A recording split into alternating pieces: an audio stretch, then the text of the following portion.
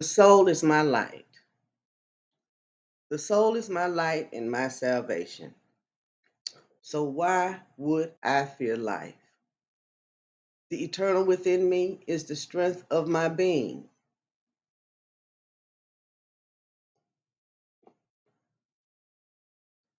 There is nothing outside of me that can shake that.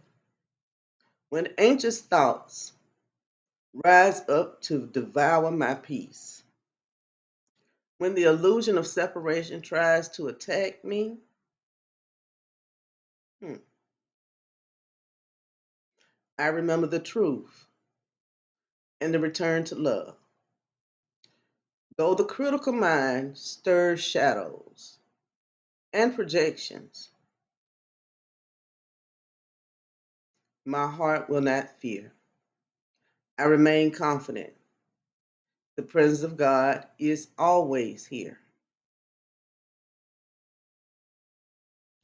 There is one thing I desire above all: to live in the awareness of the beauty of now, to gaze upon the perfection of this moment, to dwell always in the holy temple of my mind, where peace lives, where love speaks. When chaos surrounds me, you lift me up into safety. You set me high upon the rock of truth, above the noise, above the story. I will sing with joy, not because it is perfect outside, but because all is whole inside. My offering is my gratitude. I pour it out freely. When I call, I know you answer.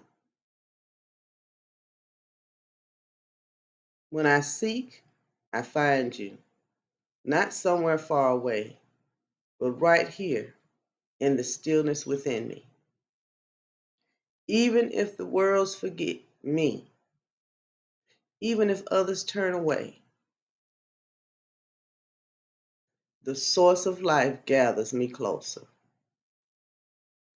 Teach me to walk the inner path. Guide me in wisdom's way. Even if illusions rise to challenge me, I will not be moved, for truth always wins. I would have fainted if I had not remembered that goodness lives in this world, that love again and again. So I wait, but not in doubt. I wait in knowing. I wait in strength.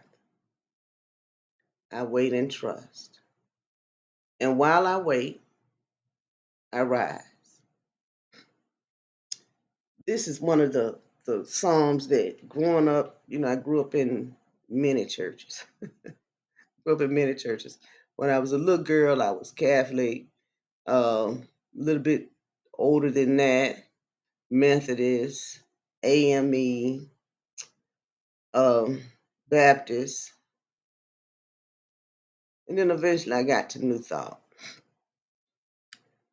And the thing that took me to New Thought was the idea of being the creator of my reality and knowing that as a man thinketh, therefore it is. So I said, okay, well, let me look for the potential in all things because all things are always going to be as they are. And in saying that, all things are constantly shifting and changing and aligning through our own interactions with one another and through the communion within. That peace that dwells within, that all is as it should be. Not trying to change it. A lot of times people want to change what is as though there's something drastically wrong with what is. What is ease. What is the promise. What is the provision. What is the wholeness, the sacredness of life. When we begin to say things like, what I have isn't enough, that is sending out the idea of lack, that there's something lacking in the creation in which you have. In the creation in which you have created, or we create within our own manifestations, our own universe, because each person is their own universe. There's not an outward universe. There's not outward planets. There's not outward. Everything that we see, we project it. That's all we getting all day long is projection. So if I can choose to see you as I see myself, will you show up as that self that I see you as? I can continue to see you as how you show up, but is that truly who you are? I know inside of you there is something that's greater than the state of your carnal consciousness, your carnal awareness, that worldly self that knows itself to express itself in many ways and in all things. So, in that alignment for each state to rise, because that's all interactions do. We are all of service to one another all day, every day. I'm giving an example. My son had a friend came over to the house, and so he was talking about the mosquito.